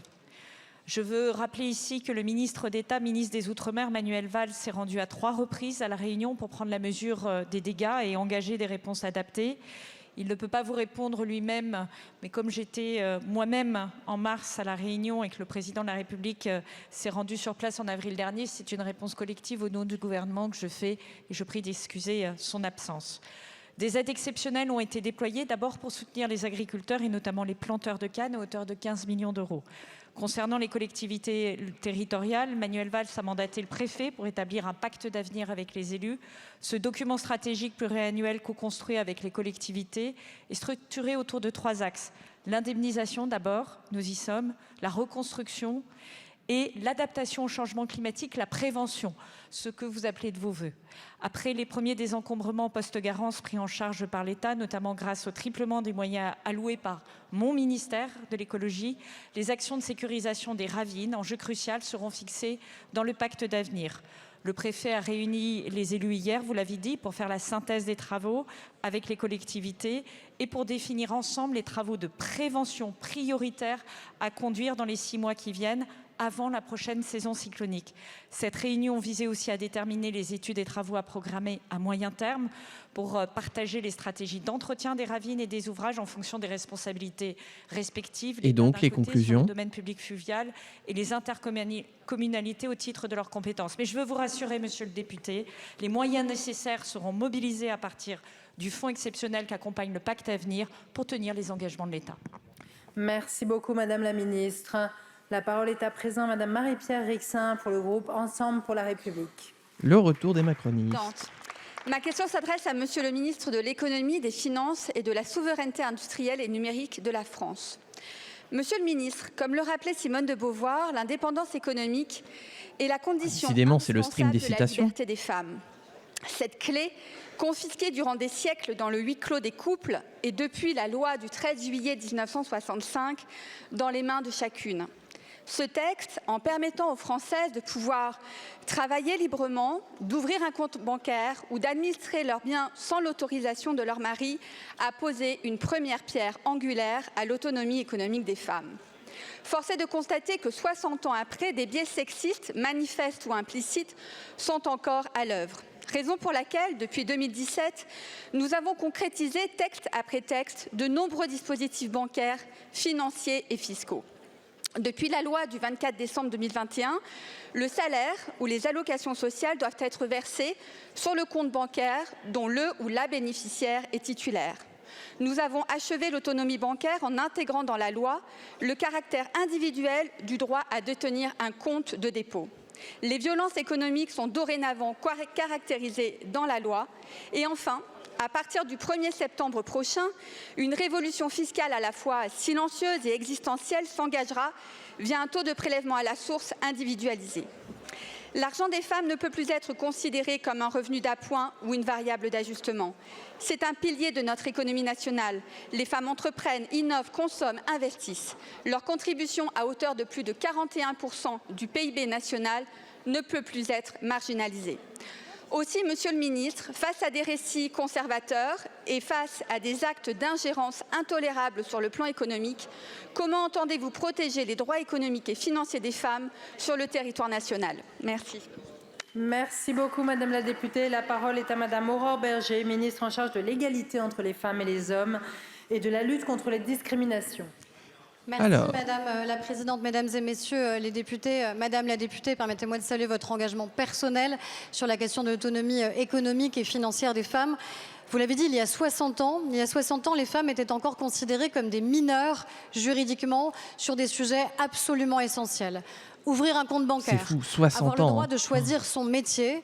Les femmes n'en avaient pas la possibilité, n'en avaient pas le droit, sans le consentement pour les femmes mariées, de leur mari. Aujourd'hui, heureusement, les femmes juridiquement sont bien des majeures, mais nous avons encore aujourd'hui des inégalités qui persistent. Des inégalités que nous réduisons année après année, mois après mois. Les inégalités salariales et professionnelles, nous l'avons fait avec l'index et nous allons aller plus loin avec la ministre du Travail, Astrid Panosyan, dans la transposition de la directive transparence salariale. Des inégalités à la racine sur la question des stéréotypes. Nous y travaillons avec la ministre de l'Éducation nationale parce que c'est dès l'enfance que naissent les stéréotypes, que naissent les biais, que se construisent les imaginaires ou au contraire qu'ils ne se construisent pas. Et c'est aussi la question de l'autonomie économique et financière des femmes, parce que c'est la première condition pour l'émancipation et pour la liberté. C'est celle qui permet toutes les autres libertés ou qui au contraire les restreint. Sans autonomie économique et financière, c'est là que les violences peuvent naître, c'est là que vous avez l'incapacité à dire, l'incapacité à partir, l'incapacité à révéler, et c'est là que nous devons évidemment renforcer notre action. Renforcer notre action sur l'accès auprès des femmes, parce que nous savons qu'aujourd'hui, les projets portés par les femmes sont moins financés que ceux des hommes, et donc c'est ce que nous faisons avec la Fédération bancaire française. C'est renforcer aussi les actions que nous faisons avec la BPI. Le Premier ministre l'a annoncé, la BPI va doubler son engagement sur la question de l'entrepreneuriat au féminin pour l'année prochaine. Bref, c'est tous les champs que nous devons investir dès la petite enfance pour lever les stéréotypes sur l'éducation, sur l'égalité salariale et professionnelle, sur l'entrepreneuriat, et je sais compter sur votre engagement.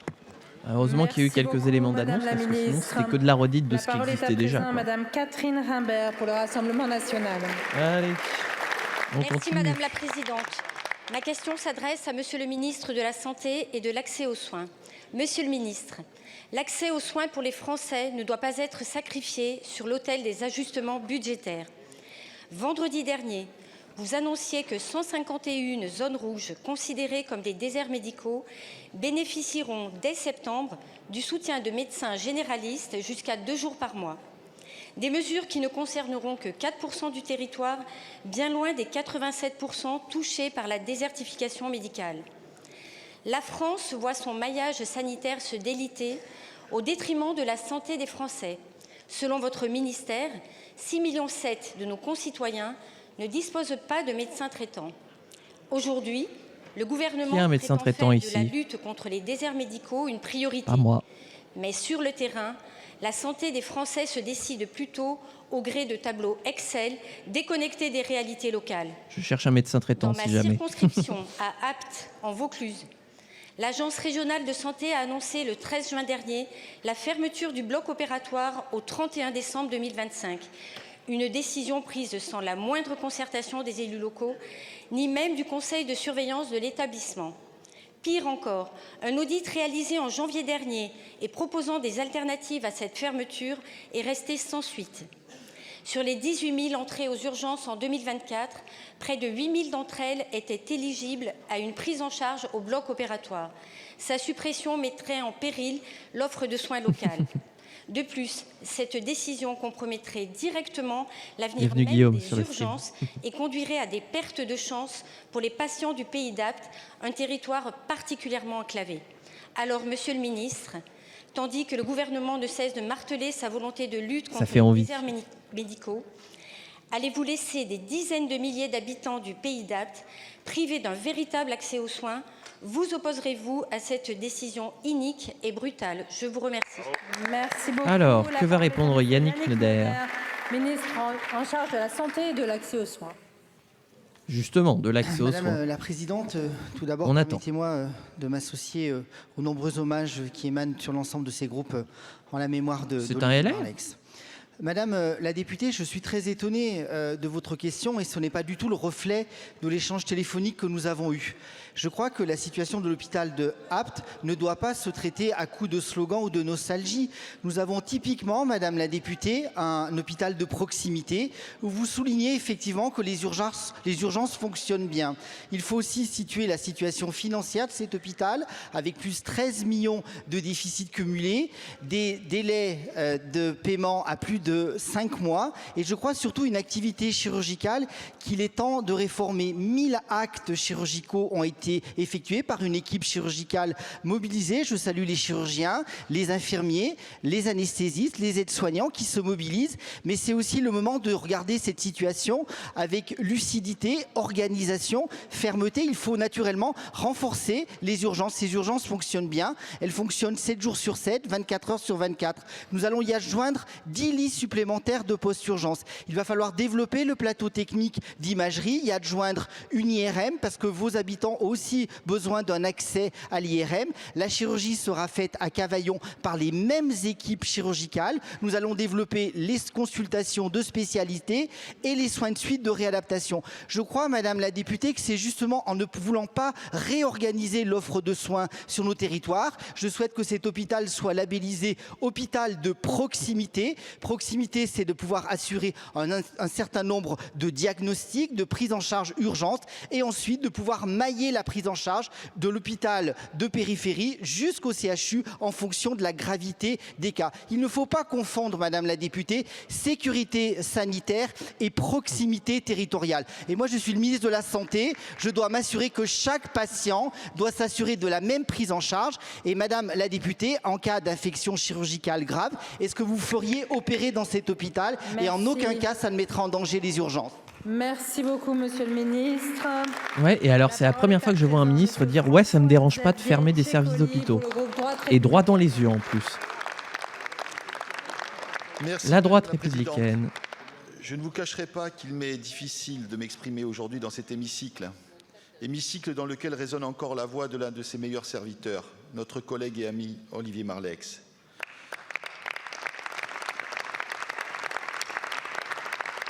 Il nous faut pourtant continuer à œuvrer dans l'intérêt de nos concitoyens.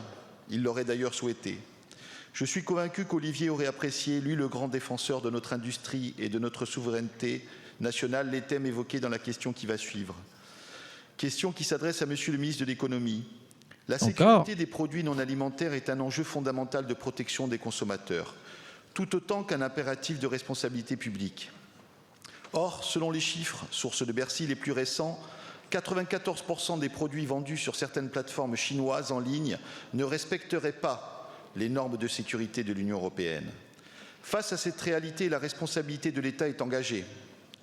En laissant en vente libre des produits non conformes, jouets, outillages, cosmétiques, textiles, Notre système expose nos concitoyens, y compris les plus vulnérables, à des risques graves. Blessures d'enfants avec des jouets non certifiés, accidents avec des équipements électriques défectueux ou exposition à des substances toxiques via des textiles non tracés. Certes, l'entrée en vigueur du Digital Service Act et du nouveau règlement sur la sécurité générale des produits constitue un progrès. Et la DGCCRF devient l'autorité compétente pour en assurer l'application. Mais cette avancée législative doit impérativement être accompagnée de moyens concrets. Avec plus de 7 000 à 10 000 nouveaux produits mis en ligne chaque jour sur certaines marketplaces, peut-on raisonnablement penser que la DGCCRF a aujourd'hui les moyens humains et techniques d'assurer un contrôle efficace et exhaustif? Si ce n'est pas le cas, et tout porte à le croire, il est urgent d'envisager le déréférencement de ces plateformes par application du principe de précaution. Dans le cas contraire, c'est bien la responsabilité du gouvernement qui pourrait être engagée en cas d'accident, alors que vous avez déjà été alerté plusieurs fois. Ma question est donc triple. Quelle est la part réelle des contrôles effectués par la DGCCRF sur les produits vendus en ligne en comparaison avec ceux vendus en magasin? Quelles mesures concrètes le gouvernement entend-il prendre pour renforcer les moyens de la DGCCRF et garantir un contrôle à la hauteur des enjeux sur les marketplaces étrangères, notamment chinoises? Et enfin, le gouvernement est-il prêt à agir fermement?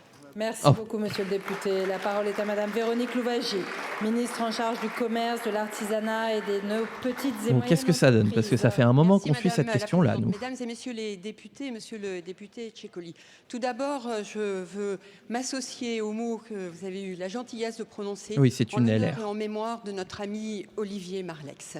Effectivement, vous avez raison, il aurait aimé échanger sur les risques que font courir aujourd'hui certaines plateformes à notre souveraineté économique. Et effectivement, la régularité et la conformité des produits est un enjeu majeur. Le taux de 94% que vous notez, effectivement, le taux de non-conformité suite au contrôle réalisé par la DGCCRF en 2024.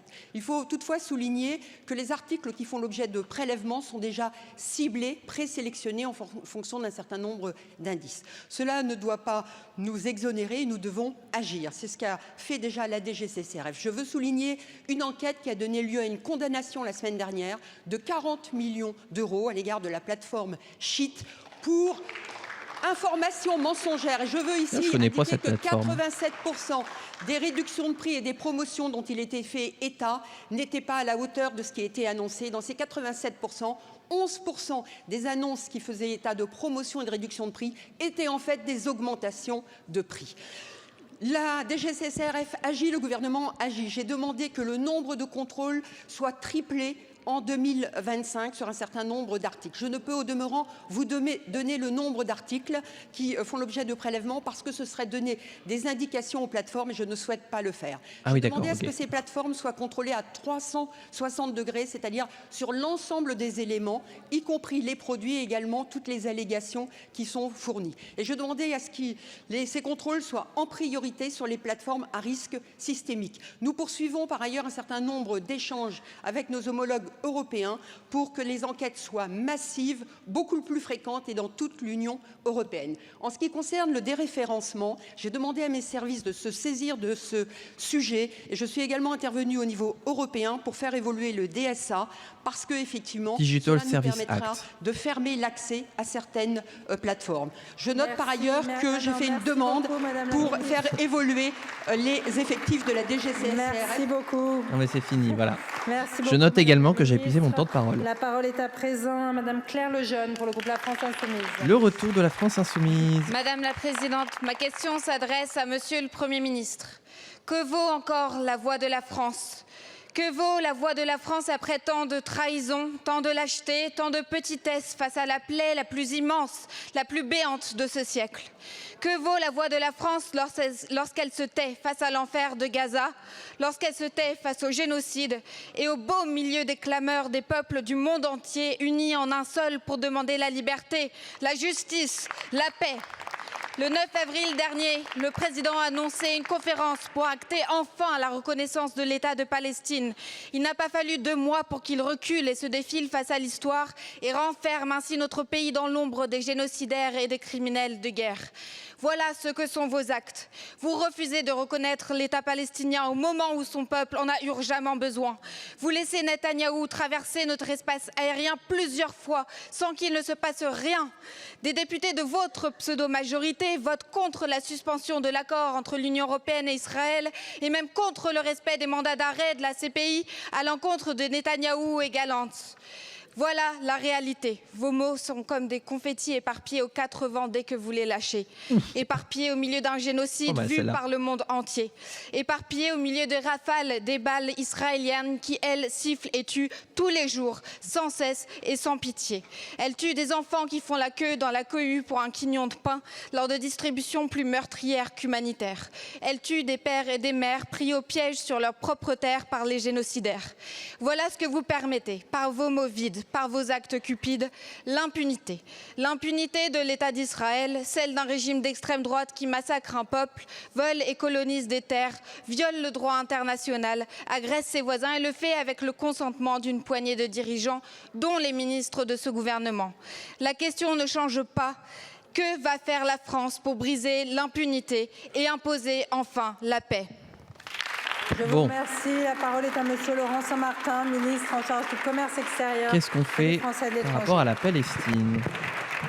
Quels nouveaux éléments apporter au dossier? Messieurs les députés, Madame la députée Lejeune, contrairement à nouveau aux multiples contre-vérités que vous venez d'énoncer, la position de la France non seulement n'a pas varié, mais je vous mets au défi de me citer d'autres pays occidentaux qui ont été autant à l'initiative, à la fois pour soutenir l'aide humanitaire et pour s'engager de façon très claire, à la fois pour un cessez-le-feu dans la bande de Gaza, sérieux, là, pour une solution de paix durable et à long terme.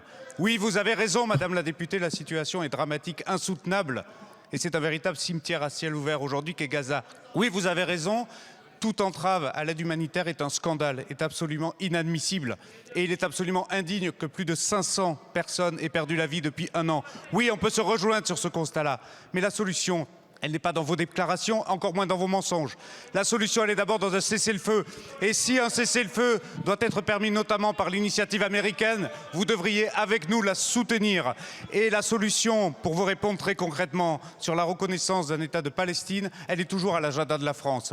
Oui, nous avons toujours l'ambition, sous l'égide des Nations Unies à New York, et avec l'Arabie Saoudite, l'ambition de faire reconnaître l'État de Palestine, car nous considérons que c'est la seule solution à 2 États permettant une paix durable, la reconnaissance de l'État de Palestine et l'intégration de l'État d'Israël au Moyen-Orient. Nous n'avons jamais varié. Nous n'avons jamais instrumentalisé ce conflit à des fins politiciennes. Nous avons toujours été pour la paix, pour le cessez-le-feu, pour la reconnaissance de l'État de Palestine dans des conditions collectives qui permettra justement la paix durable et pérenne enfin dans cette région. Et ce ne sera pas grâce à vous.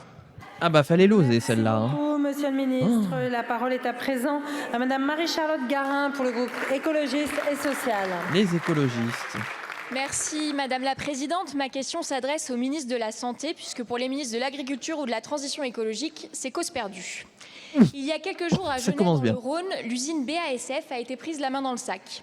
Des militants y ont découvert 250 kg de Fastac, un pesticide pourtant interdit depuis 2020. Pendant ce temps, dans 16 communes du Grand Est, l'eau du robinet est devenue impropre à la consommation pour cause de contamination massive au PFAS, des taux jusqu'à 27 fois la limite légale. Résultat, des communes qui vont devoir acheter de l'eau en bouteille, bienvenue dans la France du 21e siècle. Qui est une aberration écologique. L'eau en bouteille ne vaut pas mieux. On sait maintenant que Nestlé Waters et Alma ont eu recours avec la complicité de votre gouvernement depuis au moins 2021 à des traitements interdits pour purifier leur eau dite minérale. À chaque fois, c'est la même mécanique. D'un côté, des lobbies puissants, financés, organisés, et de l'autre, des responsables politiques qui se couchent, complices des lobbies industriels. Et au milieu, des victimes, des milliers de victimes de cancer. Aujourd'hui, nouvelle étape dans la complicité organisée, le vote de la loi du plomb, qu'on devrait plutôt appeler la loi poison. Vote solennel prévu tout à l'heure. Alors que les agriculteurs demandent des revenus décents, on leur propose une bonne dose de pesticides dans le sang. Monsieur le ministre, on n'a jamais autant parlé de prévention du cancer et on n'a jamais autant protégé ceux qui l'alimentent. On atteint un nombre historique de cas dans notre pays et vous choisissez en conscience d'ouvrir le robinet de la pollution. 2200 nouveaux cas de cancer pédiatrique chaque année.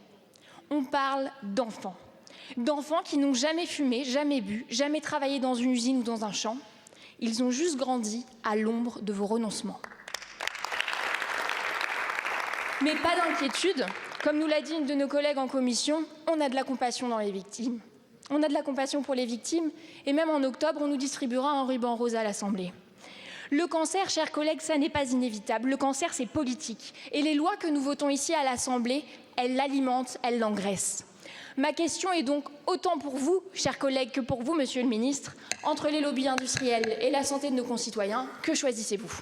Sacrée question à charge posée par Marie-Charlotte Garin du groupe écologiste. Yannick Neuder, ministre de la Santé et de l'Accès aux soins. Madame la Présidente, Madame la députée Garin, Mesdames et Messieurs les députés, pour répondre très clairement à votre question, le médecin que je suis est naturellement en faveur de la santé des Françaises et je ne réponds à aucun intérêt de lobby. Mais... Vous avez évoqué plusieurs sujets, on va les prendre les uns après les autres. Vous avez impliqué les filtres de Nestlé Water sur les sources Perrier. Je rappelle que ce n'était pas une contamination, l'origine de la discussion, mais une usurpation, un trouble commercial, puisque en fait, c'est le côté caractère eau minérale qui était décrié. Donc tout va bien, si ces il n'y a pas de problème. sont contaminées par des matières fécales ou autres, elles sont impropres à la consommation. Le problème était tout autre, c'est que là, il y avait des filtres qui avaient été mis et qui enlevaient le caractère minéral. Et c'était donc c'était un mensonge et c'était une usurpation commerciale. Concernant les PFAS, mais je suis complètement d'accord avec vous, Madame la députée, plus on va retrouver des PFAS, plus on va en trouver, plus on va savoir les doser, plus on va avoir des principes de précaution importants et je suis tout à fait d'accord que nous puissions respecter à la règle au 1er janvier 2026 la réglementation des PFAS. Il faudra naturellement sur le principe pollueur-payeur interdire ces émissions de PFAS et aider les collectivités locales qui sont en charge de la ressource de l'eau, de l'assainissement, en général les agglomérations, les collectivités locales, à pouvoir justement faire baisser ces taux pour rendre propre à la consommation ces eaux avec des filtres à charbon, des principes de dilution. Concernant la PPL donc comme d'habitude, on répare les pots cassés. On a nous-mêmes cassés. Il s'agit simplement de remettre la France au même niveau de précaution que les autres pays européens. Je finis, Madame la députée, de remettre la France au même niveau de précaution. Dès que nous aurons les études de l'ANSES qui montreront effectivement les effets escomptés, nous interdirons tout pesticide. D'ailleurs, d'ici quelques semaines, possiblement que j'interdirai d'autres molécules qui ont montré leur impact sur une évidence base of medicine. Merci beaucoup, Monsieur le Ministre. La parole est à présent à Monsieur Olivier Fessa pour le groupe UDR. Allez, ce sera notre dernière question pour aujourd'hui. Madame la Présidente. Et la dernière de l'Assemblée nationale. Je voudrais avant toute chose rendre hommage au nom de tout le groupe UDR à notre collègue Olivier Marleix et adresser un message de soutien à sa famille et à ses proches. Ma question s'adresse à Monsieur le Premier ministre. Boualem-Sansal reste embastillé. Quelle surprise, quel séisme imprévisible. Vous nous aviez promis la réussite par la soumission, la libération par la génuflexion. Nous vous avons écouté, nous avons retiré dans un esprit de responsabilité notre proposition de résolution visant à abroger les accords de 68. La France a retenu son souffle. Et pour quel résultat? Une grâce transformée en gifle, l'humiliation. Sansal reste dans les géoles et vous récoltez les crachats d'un régime voyou. Jamais la France n'a été aussi insultée par un État à qui elle a tant donné. Visa, aides au développement, diplomatie bienveillante, repentance sans fin jusqu'à la limite de l'indécence. Face à ce régime qui ne respecte que la force, vous persistez dans une stratégie de soumission. La dictature algérienne et ses procès staliniens se moquent de vos prosternations feutrées. Alors qu'en Algérie, la littérature est un acte terroriste, le gouvernement français s'est couché, le pouvoir algérien l'a piétiné. Tebboune joue, la France attend et Boualem-Sansal croupit. Allez-vous reconnaître l'échec total de votre stratégie? Allez-vous enfin oser le rapport de force? Allez-vous inscrire en urgence notre proposition de résolution pour abroger les accords de 68 ? Allez-vous oser le blocus diplomatique ? Allez-vous suspendre tous les visas et toute l'aide au développement ? La France ne peut plus être à la fois le bailleur et le paillasson de la voyoucratie algérienne. Je vous remercie. Une nouvelle fois que la question de Boualem Sansal ressort. Monsieur Laurent Saint-Martin, ministre en charge du commerce extérieur et des Français de l'étranger. J'imagine que la réponse sera la même, vu que la question était à peu près la même. Madame la Présidente, Mesdames et Messieurs les députés. Monsieur le député, il y a environ 2 semaines, votre groupe retirait avec responsabilité votre proposition de résolution concernant la dénonciation des accords de 68. Et vous l'aviez fait à dessein. Vous l'aviez fait justement, et je me souviens des mots de votre président de groupe, Éric Ciotti, pour laisser toute sa chance à la diplomatie de poursuivre un travail qui ne se règle pas en quelques jours pour assurer la libération, ce que nous exigeons depuis le premier jour, de Boualem Sansal, emprisonné, comme vous l'avez dit, dans des conditions effectivement inadmissibles, arbitraires et avec un état de santé qui ne lui permet pas ces moyens de détention. Aujourd'hui, vous nous refaites le coup de la soumission. Vous nous refaites le coup de ce qui avait prévalu au dépôt de cette proposition de résolution.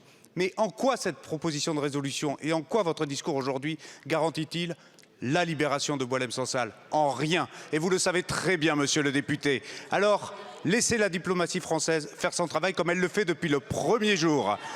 Oui, la diplomatie française, évidemment, a pris des mesures de rétorsion vis-à-vis du pouvoir algérien.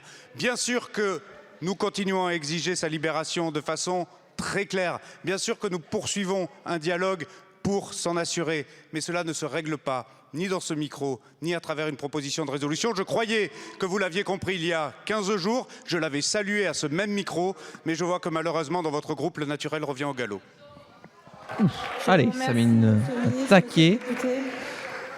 Oui, je crois qu'en ne changeant pas la méthode, on ne changera pas les résultats. Et vous me pardonnerez cette métaphore canine, mais on dit qu'un chien qui mord, c'est un chien qui a mal. Vous devez avoir bien mal à vos certitudes pour faire cette réponse. Je vous remercie. C'est quoi cette VOD des citations et des métaphores?